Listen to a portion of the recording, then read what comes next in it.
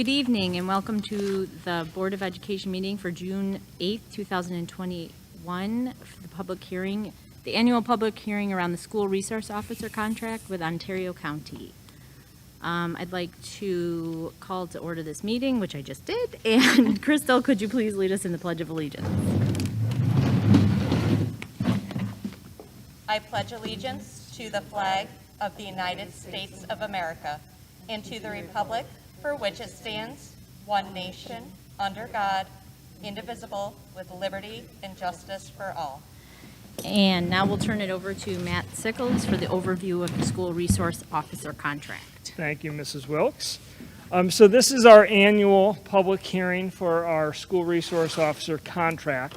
About 3 years ago, the New York State Education Department, the commissioner, changed regulations requiring that the approval of the contract be preceded by an opportunity for the public to have a voice and to give feedback on the contract. So I think this is our third public hearing for this purpose. So I'm just going to provide a general overview of the contract and then give the public the opportunity to ask any questions or make comments regarding the contract. The contract will appear on the Board of Education agenda on Monday, June 14th for approval.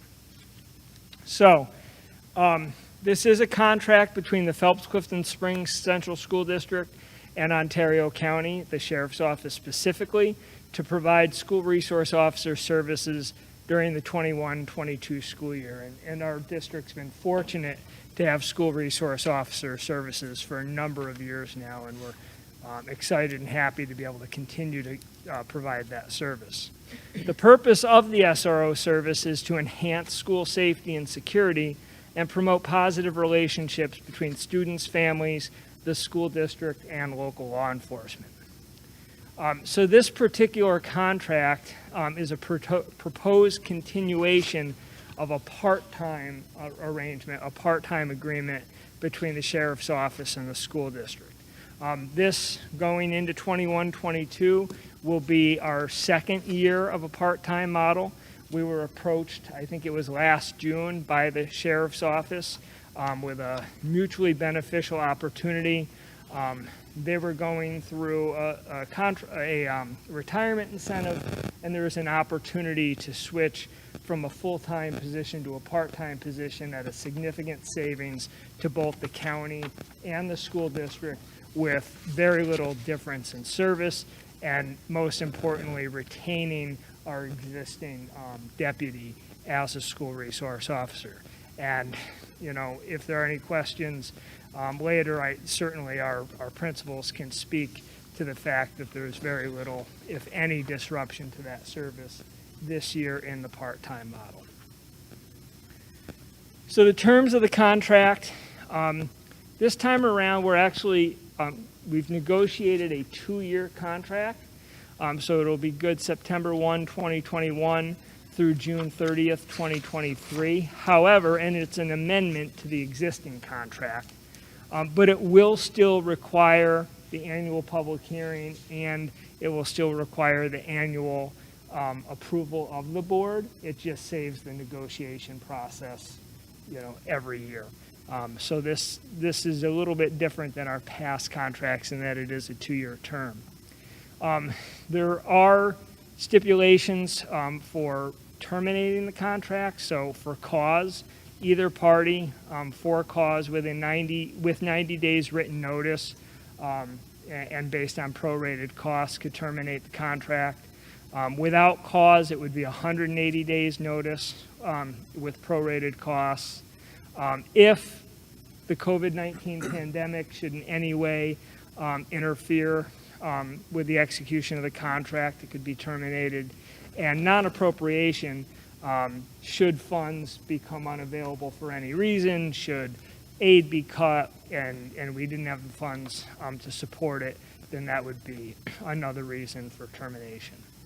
There's a section on scope. So the SRO provides education, law enforcement, and counseling to students, and deters criminal behavior and promotes a safe learning environment. The rights and duties of the Ontario County Sheriff's Department are to assign a part-time SRO, which they do, but that SRO may be temporarily reassigned at the discretion of the sheriff to meet other needs of the community. Work hours may be adjusted on a situational basis, and extra payment by the district for hours worked beyond 1,040 over the course of the year. And that was not something that we had to get into this year, but it may in the future as we hopefully look forward to a return to full in-person instruction and get back into full evening events. It may be a situation where the SRO may exceed the hours, and then there's a rate to be paid for that. Duties of the school resource officer. So again, to act as an educator, counselor, and police officer, and that'll be spelled out, but that's an important stipulation of the contract. To administer special presentations and programs at the request of the building principals, to coordinate activities with building principals and school staff. Our SRO is a key component of our district safety team in many ways. Interact with students, parents, and faculty. Collaborate with outside agencies as necessary to meet student needs. Our SRO is our liaison to other law enforcement agencies and first responders in the community in coordinating our district safety plan and our many drills. To assist the district in developing safety plans and strategies, to take law enforcement action as required by law against any intruders and unwanted guests. So it's very important to stipulate the SRO is a deputy of the Ontario County Sheriff's Department. He is a duly sworn law enforcement officer and will act as such if the law is broken or if there's a safety need for him to do so. Assist other police officers and conduct non-campus investigations as assigned, but shall not act as a school disciplinarian. And this is very clear in the law. The SRO does not administer school consequences. Can act in an assistive role in investigating situations, in helping to counsel students, in working with families, but school discipline is the purview of the school principal. And the SRO may become involved in investigating an incident at the discretion of the principal if it's a violation of the law. So if there's a suspicion that a law has been broken at school or on school grounds or school vehicles, then the principal can ask the SRO to investigate. Rights and duties of the school, to comply with all applicable laws, rules, and regulations, and provide an appropriate workspace and resources to the SRO. The payment, it's $38.63 per hour as per county collective bargaining agreement. We pay quarterly. Any overtime is paid at $57.94 per hour as per the collective bargaining agreement. The total estimated cost for the school for 1,040 hours is $40,175.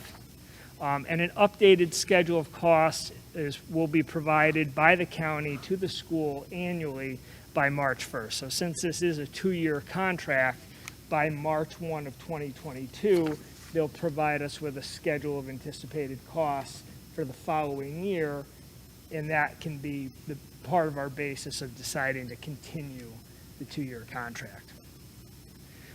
Employment status of the SRO, this is very important. The SRO is an employee of the county, not the school district. So the sheriff is the ultimate authority, over the SRO, certainly in collaboration with the school district and works in combination with us, but is an employee of the county. This is more on the sheriff's office end. The SRO has to be a volunteer applicant, must be qualified, and must be a county deputy sheriff. Dismissal and replacement of the SRO. So the SRO, the specific person assigned to the role, may be dismissed based on principal's recommendation to the superintendent. The county sheriff and superintendent may meet with the SRO to resolve any problems. If mediation is unsuccessful or not sought by the county sheriff, the SRO shall be removed. The county sheriff may dismiss or reassign the SRO. And in the case of a resignation, dismissal, or reassignment of the SRO, the sheriff may assign a replacement within 30 days, or either party may terminate the agreement at that point. For purposes of notice, for the county, it's Sheriff Kevin Henderson and County Attorney Holly Adams, and for the district, it's myself, Superintendent Matthew Sickles, and School Attorney Colleen Heinrich. There's a good faith clause that both parties agree to cooperate in good faith. Something that's had to be added to the contract over the last 2 years is a data privacy and security piece to comply with Ed Law 2D. So the SRO will protect student, teacher, and principal data as per Ed Law 2D, and the county will notify the district and reimburse for notification of costs related to any data security breach. There shall be no modification to this agreement unless agreed upon by both parties, and the agreement is non-transferable to other parties without written consent. Severability, if any provision becomes invalid, it does not impact the validity of any other provision of the contract. This is just a lot of contractees, a lot of legalese. Contract interest, the county employees with responsibility related to the agreement may not become personally interested in or reap a benefit from the contract. Indemnification, except as caused by negligence, the school indemnifies and holds harmless the county against any liabilities, damages, or claims. Except as caused by negligence, the county indemnifies and holds harmless the school district against any liabilities, damages, or claims. And each party will defend itself and its own employees and bear the cost if necessary. This is the contract in its entirety. And supersedes all previous communications. As far as a special relationship goes, the agreement does not create a special relationship, and both parties maintain their separate identities and responsibility for their own liabilities. So it's a contract for services. There are various addenda to the contract, including the Data Privacy and Security Parent Bill of Rights, which must accompany every contract that we have.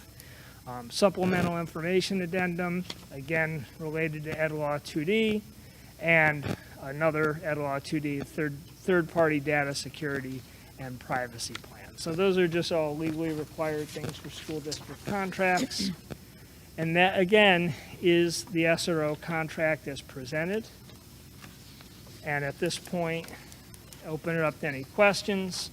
We are fortunate to have Under Sheriff Dave Frasca with us tonight to represent the Ontario County Sheriff's Office. So, Under Sheriff Frasca, if you'd like to say something, you're certainly welcome to if there are any questions.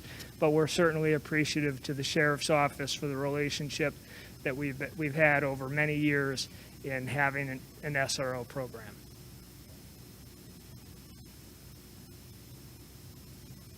I'll send one to Frank. Did you notice any difference with it being a part-time? I know it was a weird year, but did you notice an interruption in service since we changed to a part-time SRO? No, none whatsoever. Good. The services maintained what we had in previous years. Yes, it was a weird year, but I don't think it'll matter what the year is. Our Okay. services will be maintained. Good, great. Frank, could you just maybe give a couple examples of how the SRO serves as more than just a police officer, but as an educator, and in your case specifically, as an extension of your pupil support team? I can, and I'll try to be. No, our SRO, we are blessed to have our SRO program in this building. Our SRO is integrated themselves into the culture and fabric of either building. I think if you went into either building, they would say the same thing. He attends our PSO meetings on a weekly basis.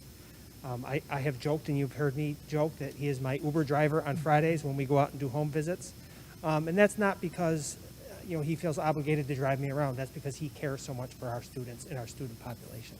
And readily volunteers to do that and is out in the community. I think the thing that I have noticed the most since we have implemented the SRO program is the connection now that we have with the community that we never had before. So that he gets information from the community and things that are going on in the community and is able to bring that back to us so that we have kind of on-time data of what's going on so that we can react and implement strategies or anything that we need in the school to help students and families, because we wouldn't have known that was going on outside the building. So he is that conduit for us. He gives presentations to the staff and to the kids on a regular basis in an educational way. It's something that he's done his entire career, and it's really been an invaluable service in our buildings and in our district. Great. Thank you. Yep. And Mr. Moore, would you like to just speak briefly as to how the SRO program has contributed to safety and security and family relationships in your building, in the elementary school?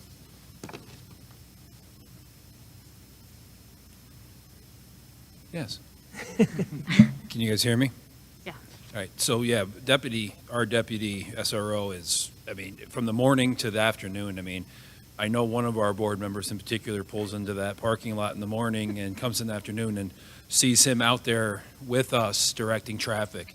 And I think the important thing to build off of what Mr. Bayrossi said was he's working with our youngest students. There's a relationship from the morning when they get off the bus or get out of cars with the "good morning, how are you, let me help you with your backpack," to when we're putting them back in cars at the end of the day, and he's right there by our sides doing that, and it's like clockwork. I look out my window and here he comes up the driveway ready to start the next day. So and he's there. We call him and he's there, and it's any time, day or night. I can call him pretty much anytime or text. I don't call him late, but I'll text him and let him know I need him early in the morning to ask him a couple. A lot of times we go to him with simple things that we were not sure about, and sometimes we take him some pretty difficult court matters and ask him to help us navigate our way through some pretty difficult civil things that we are faced with on a daily basis in our jobs. And he helps direct our thinking to make sure we're following different types of documents that come out of courts. And just besides, the kids just love him. When we're shorthanded, he'll come over and do calf duty with us. I think that it kind of runs the gamut of things. Absolutely. Great. Thank you, Mr. Moyer. Okay. All set? If there's any questions from the board, we're happy to take them. No? I just wanted to add one thing. I just, on slide 4, the second bullet, the second to last bullet, it's bold. And usually we call attention to that. I was just wondering why that was like that. Shall not act as a school disciplinarian. Right. That's something that not ever for us, but in different parts around the state and around the country has become an issue. So it's highlighted in the law and the SAVE legislation that an SRO there is a difference between the SRO acting in a law enforcement capacity and the principals and assistant principals being responsible for the administration of the code of conduct. So, for example, by law, only the principal can suspend a student from school. And then only, assigned administrators can give disciplinary consequences. Unfortunately, in any situation, there's going to be abuses, so the law changes over time in response. So that's highlighted just really to put people's minds at ease, should they have any question, that the code of conduct is enforced by our administrators. Thank you. Okay, if there are no more questions, I'd like to adjourn this public hearing. Thank you very much. Thank you. Do you want me to move right into the next one? Do you want to give it to me?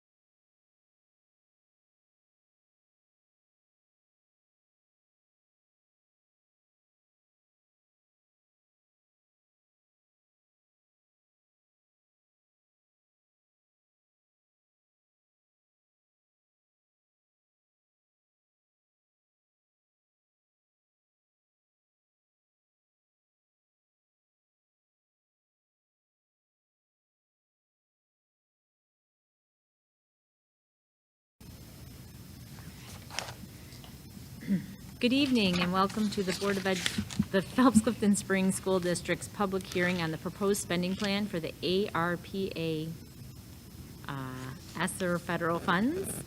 If you could please lead us in the pledge, Crystal?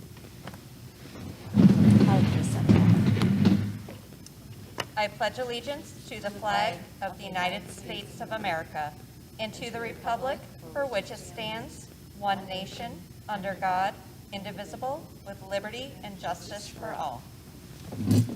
Okay, so we're going to turn this over to Mr. Sickles and Tracy Marshall for the overview of the spending plan. But I'm going to let you pronounce how you pronounce that. Okay, well, we've been saying ARPA ESSER. Okay, and I spelled it out and said it. So it's the American Rescue Plan Act, and ESSER is a subcomponent. So as the board knows, and any community members who watched and observed the budget development process, you know that very late in the budget process, we received a variety of federal and state funds as relief from the coronavirus pandemic. We received $4 million from the American Rescue Plan Act. That's broken into different subsections or pots of money, which I'll talk about. And then we also received $1.5 million in what we refer to as CRISA, which is the Coronavirus Recovery and Response.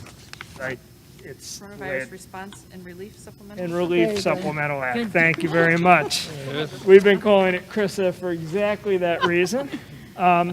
So the money is broken. It's coming from different pieces of legislation, and it's broken into different parts.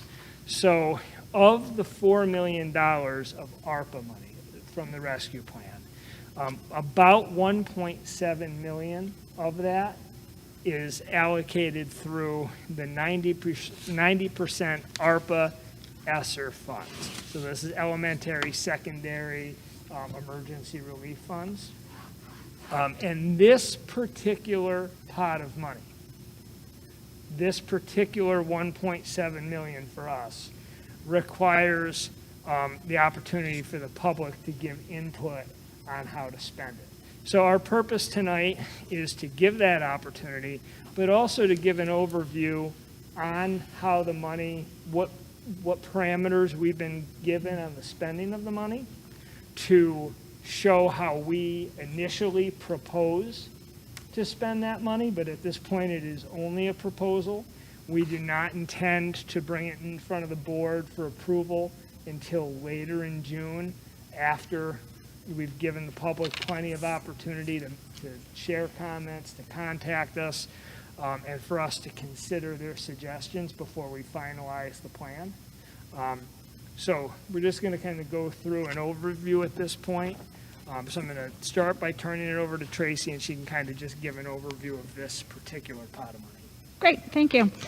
So as Matt had said, this particular pot of money out of the $4 million total ARPA funding is $1.7 million. In that funding pot, there are two purposes in which we can use that. We have to spend at least 20% on learning loss, and there's various definitions of types of resources and programming that are covered for the learning loss area. So 20% of the $1.7 million is about $343,000. And again, it's at least 20%. You can spend more than 20%, but you have to spend at least 20%.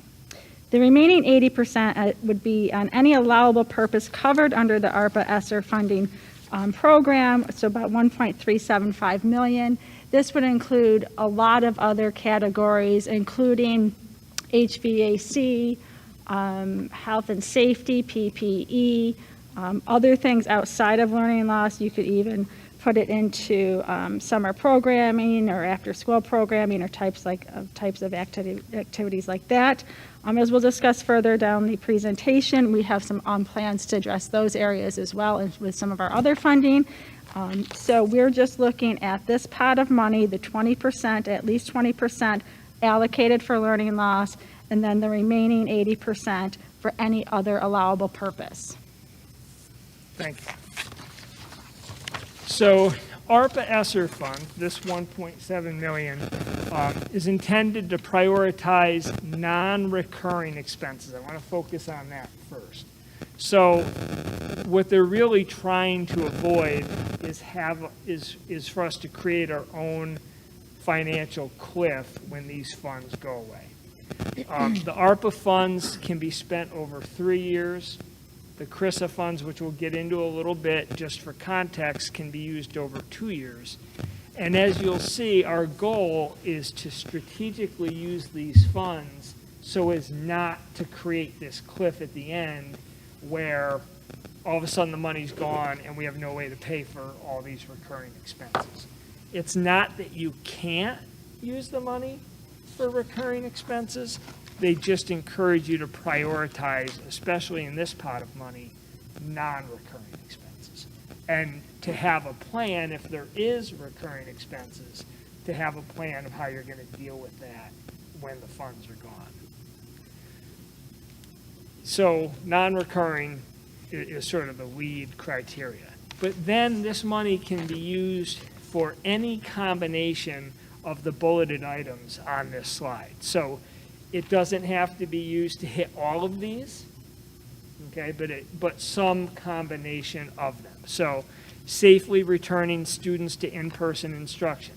That can be, through facilities, through PPE, through things that make the physical environment safer. Maximizing in-person instruction time. There's many ways, from facilities to different contractual avenues that could be covered there. Operating schools and meeting the needs of students, that's about as broad as it gets.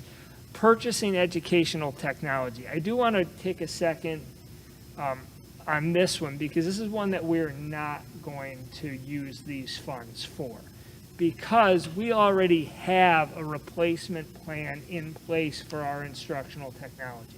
We're a one-to-one district with iPads, and we use local funds to purchase, on a replacement cycle, new equipment through BOCES at a very favorable aid ratio.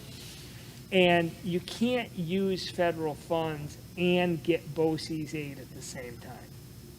So we're better off using these federal funds on things that we wouldn't otherwise get aid for.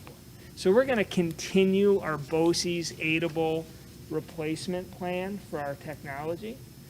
So for us in particular, because we have that system in place, this is one of the options that doesn't make as much sense for Mid-Lakes. Addressing the impacts of the COVID-19 pandemic on students, including the impacts of interrupted instruction and learning loss, and the impacts on low-income students, children with disabilities, English language learners, and students experiencing homelessness. And again, we have those populations. There are districts who have a larger, subsets of those populations. This law is written for all districts. Implementing evidence-based strategies to meet students' social, emotional, mental health, and academic needs. Offering evidence-based summer, after-school, and other extended learning and enrichment programs, and supporting early childhood education. What's very interesting is this same criteria, many of these things also appear in CRISA. They also appear in the other pot, $2.3 million for us, of the state-administered ARPA funds. So it's really, there's a lot of different ways to use this money, and for us, it's going to come down to strategically how to maximize where to put the money. Since this particular pot of money says to prioritize non-recurring expenses, you're going to see us go more in that direction. Whereas with some of the other sources of funding, you'll see more positions that will then have to strategize as to how we absorb those over time. Okay, so again, we have an allocation of a little over $1.7 million. Our initial proposal at this point, pending more input and additional study before we put it before the board in late June for approval, is to spend 1.25 million on new HVAC controls in both of our school buildings. This is basically electronic digital controls that better enable us to regulate the airflow in individual classrooms, regulate temperature in individual classrooms and areas of the building. This is something that we had earmarked for the second capital project, which could happen anywhere from 5 to 7 years from now. By the time we finish the first capital project, go out to a vote, and go through the whole process. In the first project, we prioritized the new boilers and the bigger, older hardware that we had to prioritize. But this was on the radar. We now have a source of funding that really fits two purposes. It supports in-person instruction as we come out of the COVID-19 pandemic because it does allow us to improve airflow and decrease the chances of transmission of any communicable disease by being able to have better control over our airflow. But it also allows us to then take care of something now that we knew we were going to have to take care of eventually. We take care of it now before it becomes a problem, and it frees up $1.25 million out of the next capital project. And now that's $1.25 million that we can use towards some other facilities need or campus need that we'll evaluate as we get closer. So this is really a good opportunity for us to meet the spirit of this legislation, to support in-person instruction coming out of COVID-19, but then also to set ourselves up in a good financial position moving forward. As Tracy had said, about or no less than 20% of these funds need to be allocated towards addressing learning loss. So when you take away the 1.25 million, that leaves 469,000 to address learning loss, and we're going to do that, or we propose to do that, through the purchase of curriculum materials and professional development support over the 3 years of the grant. And we'll get into more detail as to what that might look like. In 21-22, $150,000, in 22-23, $150,000, and in 23-24, $169,000.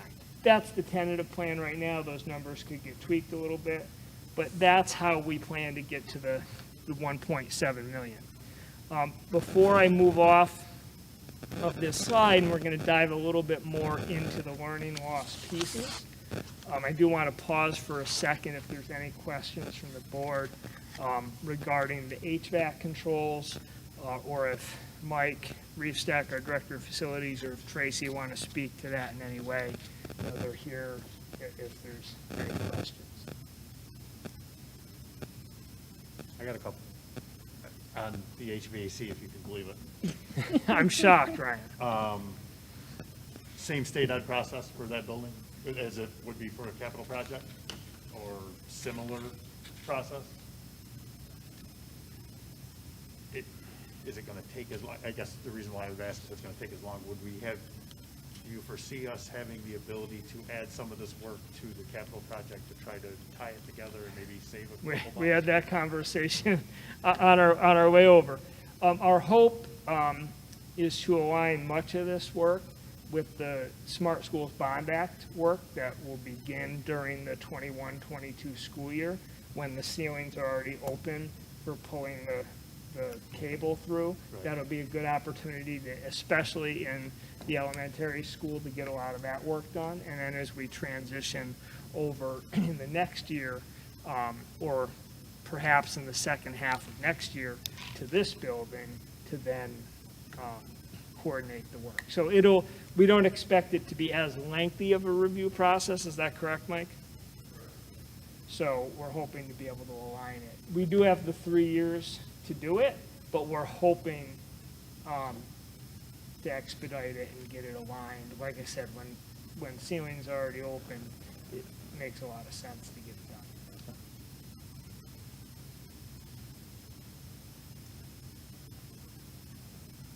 just a quick question. So as part of the capital project, those fall under aidable expenses though, correct?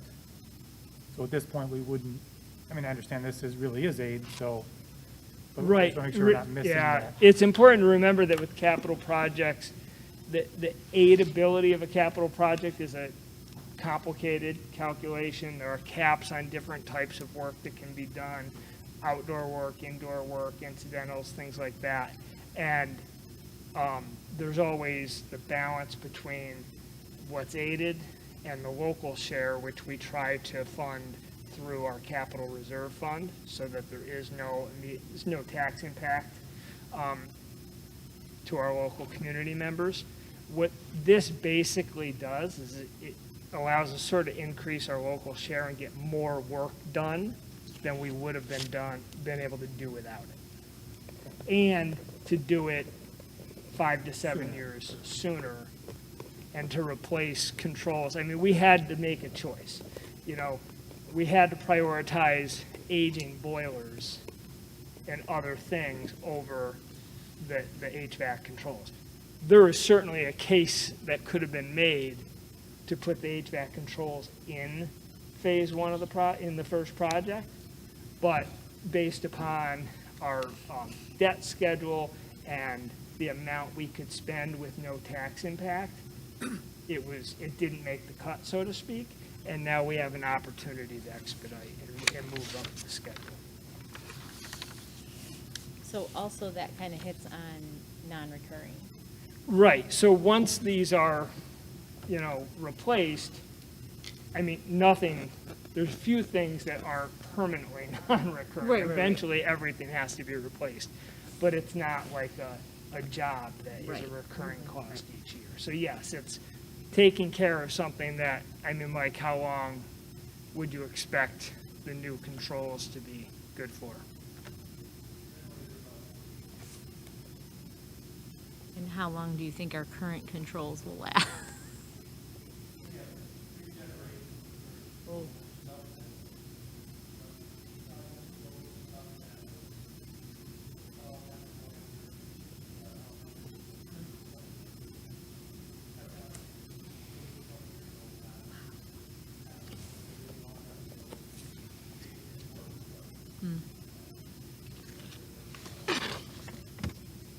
Thanks. Yeah, I just had a question too, and maybe I heard this wrong, but when we started talking, we started saying about there's 4 million? Total, out of the American Rescue Plan. So, and that also includes, so that's the ESSER and No, the- so this is the ARPA ESSER money. That's 1.7 million. So we're getting to That the leaves CIRSA a next. balance of 2.3 million that is going to be state administered, and we're still waiting for more clarification from the state as to the rules and About the 2.3? application process for those funds. Okay. And the other question I had is there like another, is that the other 10%, or is that the other 10%, or, because why is it 90% on all the slides? That's written into the law. I'm trying to remember the exact reference to the 90%. It's not specific to us. It's written into the law, and I apologize. I'm not able to recall the specific reason why me that's neither. in there. Okay. We can get that information. we Yeah, I can don't get know it that for you. offhand I either, just so. can't recall it.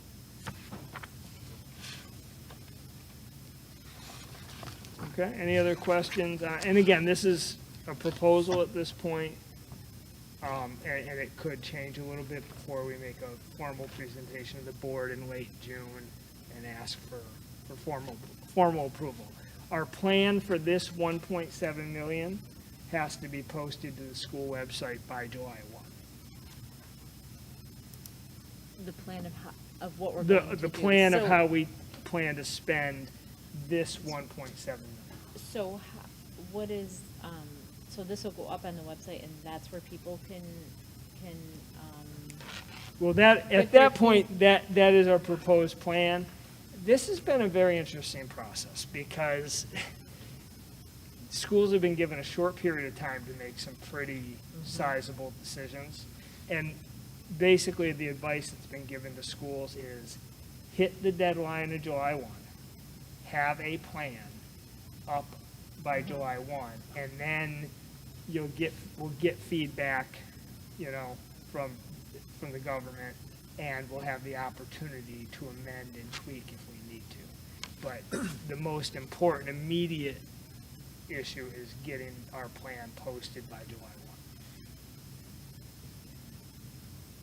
1. Okay, and you said that people have the opportunity for feedback, right? Right, that so this goes is up one to- opportunity. Another thing I'm working with Todd Clausen on is to get a page set up on the website. I didn't know what kind of Yeah. participation we would have tonight, but we'll set up an opportunity for a week or so. Okay. For people, it'll have this presentation on it, and then if people want to, type in suggestions of how they think the money should be spent. Okay. Thanks. So in terms of the $469,000 that we're using to address learning loss, which is in excess of the 20%, but over the 3 years, is to invest in two particular areas. And again, these are non-recurring in that they're not positions. One is professional development in the form of instructional coaching through 3 different entities. So American Reading Company is our ELA curriculum, and they offer coaching specific to that curriculum, and we had purchased that for year 1 of the curriculum, but now we're proposing that we invest in an additional period of coaching so that our teachers are supported in how to use that curriculum most effectively to close learning gaps and meet the needs of students that were interrupted during the pandemic. We also intend to use the math education outreach team, known as the math cadre, through the University of Rochester, which is a highly reputable math support system that's used by many districts in our area, to support all of our teachers, all of our math instruction, K-12. And then Better Lesson is a company that provides virtual coaching.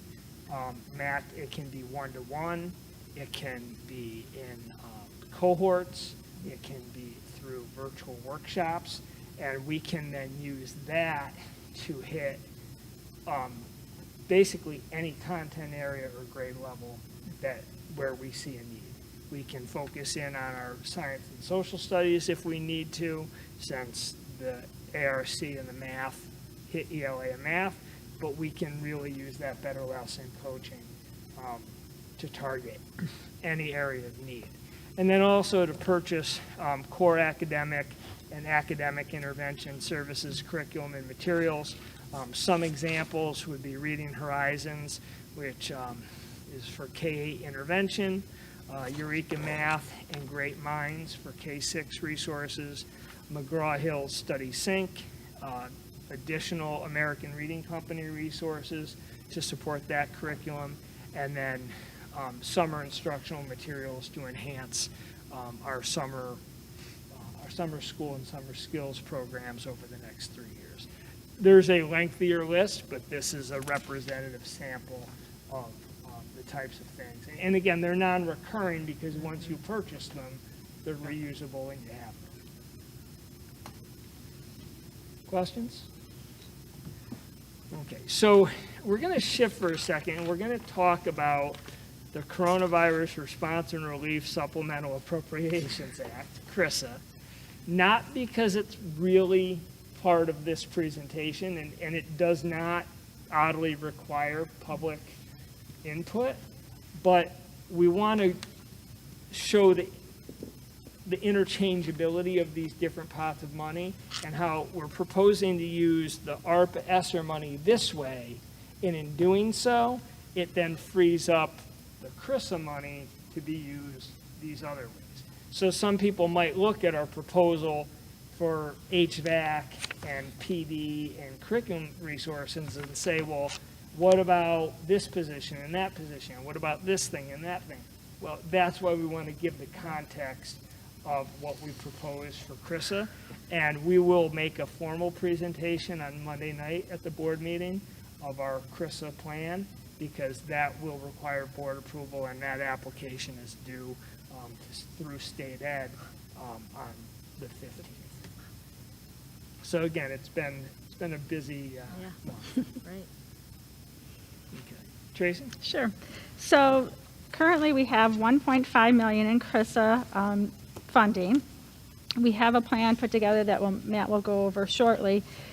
I find it interesting, this is the only appropriation that we've received that we actually have an application for with a due date and instructions on how to fill the application out.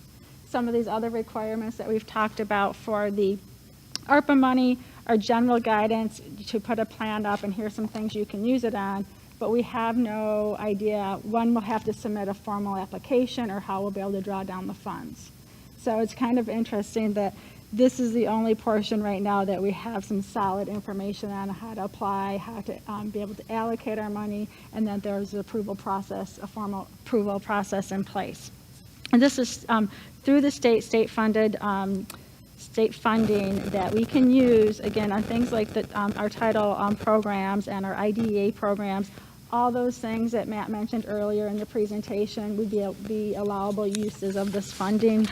This is a 2-year funding timeline, so as the ARPA money is a 3-year funding timeline, we only have 2 years for this, so we're looking to break it up at about $750,000 a year. And of course, we'll have to talk about a plan that we'll get into more detail next Monday on how we're going to be able to continue with that funding those positions or, plans for being able to not continue those long term. Turn it over to Matt to go through the plan. Okay, and just to pick up on something that Tracy said, this is the one pot of money that actually has an application and some guidance on how to spend it. When I say for the ARPA ESSER money, we have to put a plan up on the website by July 1. They have come out and specifically said they will not share a template for what that must look like. Right. So we have to have something up on our website by July 1 that says how we plan to spend the money, but they have specifically said they will not provide a template for how to do it. So that's why I say right now the priority is to meet the deadline, and then we expect to be tweaking that plan based on feedback as we go. So, to pick up where Tracy left off, the $1.5 million to be spent over 2 years, we're focusing in on this money first because it has a 2-year timeline, whereas that other $2.3 million of ARPA money that's going to be administered by the state that they haven't given us any guidance on yet, we have an extra year to spend it anyway. So we want to focus on this first, and then that money may offer the opportunity to extend some of these ideas over a 3rd year. There may also be an opportunity to assess and evaluate additional non-recurring needs and use that additional money to meet those needs as we go. We've got a very short period of time to assess all the different ways that this could be used, and we may encounter other non-recurring needs that we can apply this money to. So we had done a presentation at the May meeting giving a general overview of some of the types of positions that we were looking at. So this is what we're looking to start with in year 1 of the CRISA money, which again, it's 1.5, so you could say it's roughly $750,000 per year for 2 years. And this is all positions. Now, as Tracy referenced, and as I had referenced earlier, anytime you add positions with grant funds, you have to worry about, well, what happens when the grant funds are gone? And there's a couple answers here. One is that because this is designed to attack learning loss, you hope that that learning loss is conquered, that some of these things address short-term needs, and the need goes away. And then hopefully you can align, and we've done some strategic thinking on this, that the timeline may correspond to a projected retirement in the same area, so that at the time that we we determine that that need is no longer there, we absorb the position through a retirement so that we're not impacting somebody's actual job or livelihood. So there's a lot of thinking ahead and strategy that goes with this. There's also going to be some things here where we may look, certainly not all of it, but some of these we may look to absorb into the budget before the funds expire and may shift. Like some of these things we may shift into the budget next year while we can, if we can, and then that frees up more of this federal money to allocate to other things. So it's going to be an evolving process of how we use these different pots of money to their maximum potential and impact on our students and on our operations. So the school psychologist position, you remember back in the fall we had an unexpected resignation as a school psychologist left for another opportunity. At the time, we were being told the sky was falling and be prepared for a mid-year cut, so we didn't fill that position. We're restoring that position.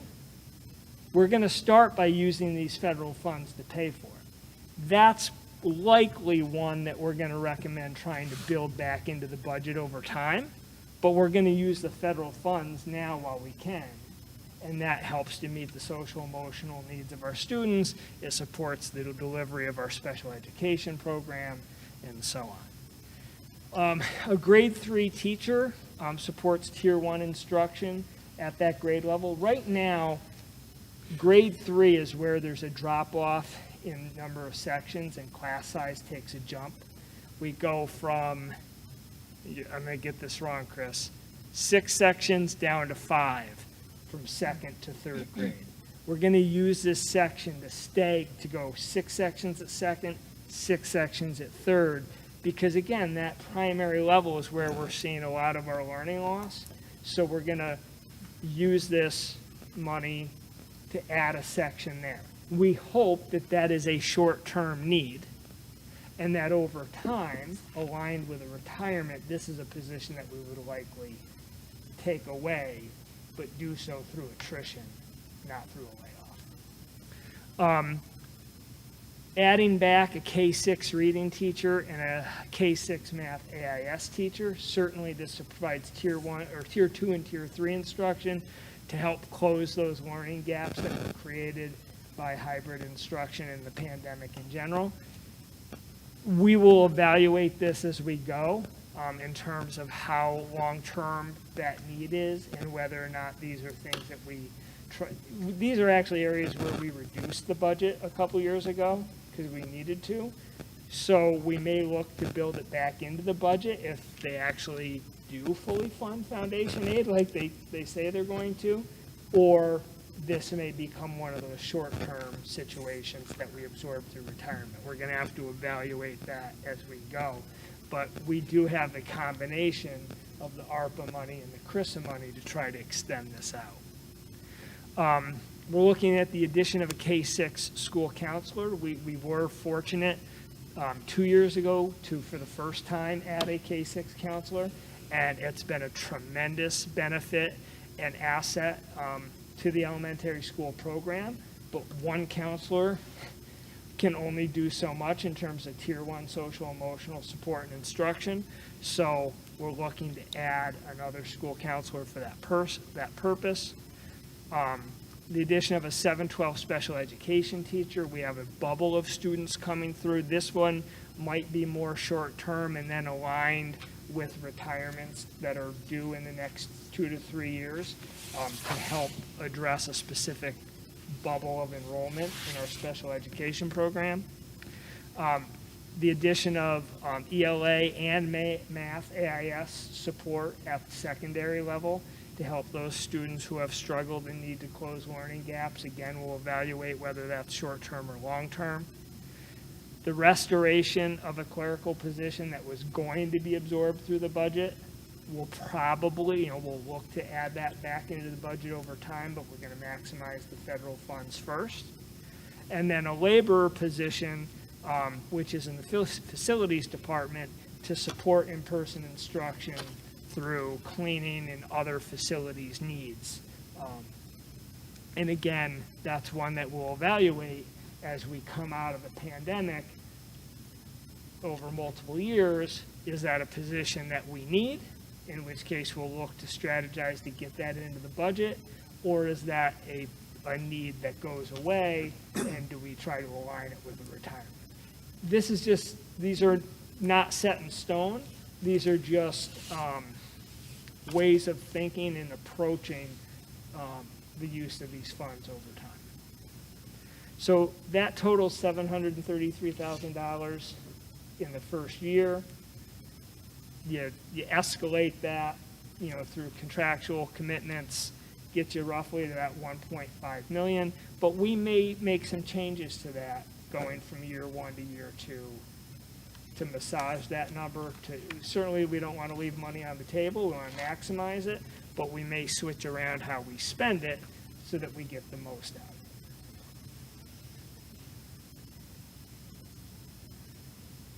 it. That leaves the one remaining pot of federal money is the other part of the state-administered part of the ARPA funds. And that's that remaining $2.3 million. We know that $336,000 must be used towards summer programs. That's a 14.286%, I think. And we know that the same amount must also be put towards extended school day programs, which can be before and or after school. And we're currently exploring strategies for both of those.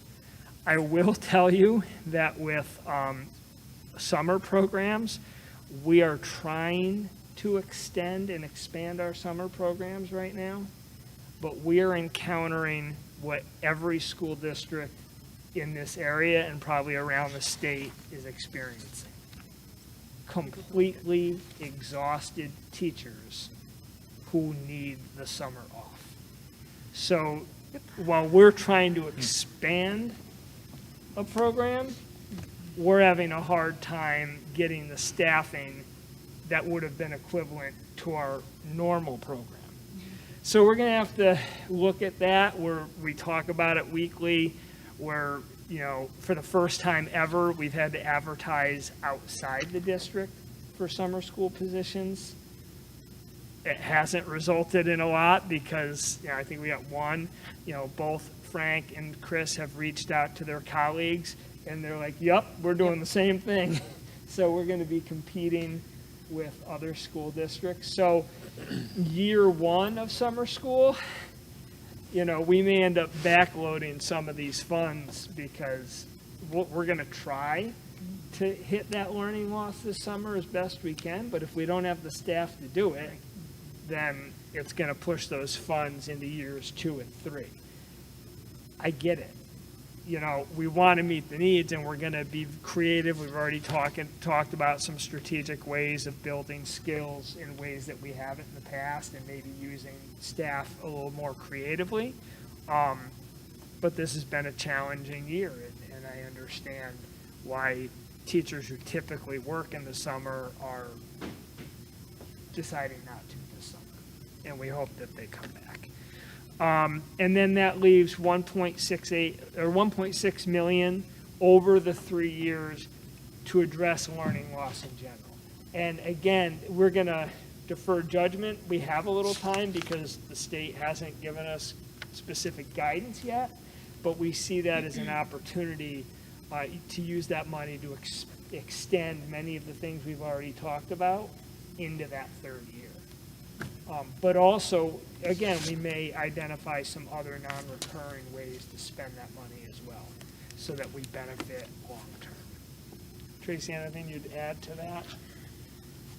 No, I don't think so. I just, the state, I believe, is currently applying to the federal government to get these funds to be able to draw down. They have to submit their own plan. I think they're still in the process of doing that. Once that's finalized and approved, then I imagine that we'll hear how our application process will unfold at that point. So questions, comments, suggestions, any of the above? I do thank members of our administrative and leadership team for being here tonight. If we left anything out, certainly, I invite you, I know you're very eager to, if you anything that you'd like to add, or if there's any questions from the board. But you have our initial proposal. We're continuing to evaluate. We will officially propose, put a CRISA proposal in front of you on Monday and ask you to approve that plan, at least that initial application on Monday night, and then we'll look for a special meeting in June, later in June, to formally present the ARPA ESSER final proposal and seek approval so that we can have that posted on the website in a format of our choosing, apparently, by July 1.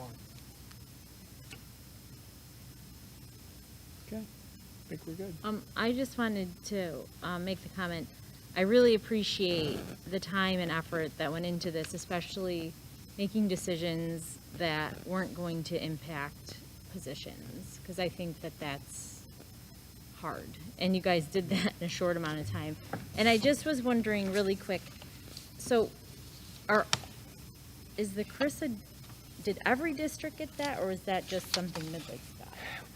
Every district got different allocations. Okay, okay. I think there are, I don't know, were there districts that didn't get any CRISA money? I think there were. More affluent districts, okay? We did well, for a district our size, but I think it's also reflective of our changing demographics and our rising level of economically disadvantaged students. So we'll be very strategic in trying to meet the needs, of all of our students, but of those populations specifically. So no, not every district got the same allocation. There were definitely districts who didn't get CRISA money. I think the ARPA money, everybody got something, but there were vast discrepancies, even within our own region, in terms of the allocations. Okay. We were pleasantly surprised by ours. Well, thank you for all the time and thought you guys put into this, because that's a short window and a lot. Thank you. And for that reason, I really do stress that things could evolve and change. The plan that we post on July 1 could very well evolve, and probably will. It's more likely to evolve than not as we learn more, as we get feedback, and as we analyze needs moving forward. Any other questions? I do have a question. Is there any advantage to paying for expenses that we already incurred for COVID-related things? Would there be an Yeah, I do want advantage to to that? speak to, in terms of recouping. Yeah. So we're currently projecting out our year-end fund balance, if you will. We'll have a recommendation for Monday. So we're currently in a solid financial position for the past year.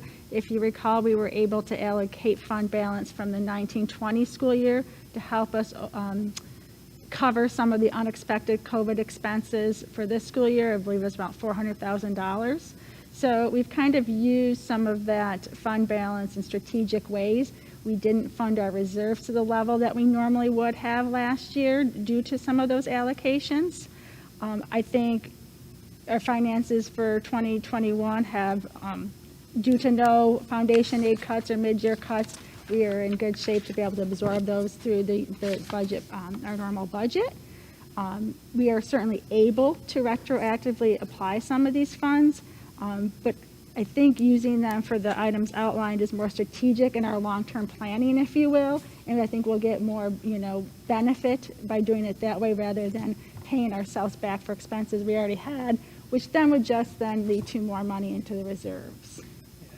As you'll see, and we'll present on Monday, if our fund balance, end of the year fund balance wasn't as healthy as it is because of some of the decisions that we made during the year, then certainly we would be looking to recoup some of our expenses and then free up money to be able to put into our reserves and and set ourselves up financially moving forward. Fortunately, we find ourselves in a position where we don't need to do that, and therefore we can take this money and think forward instead of having to think back.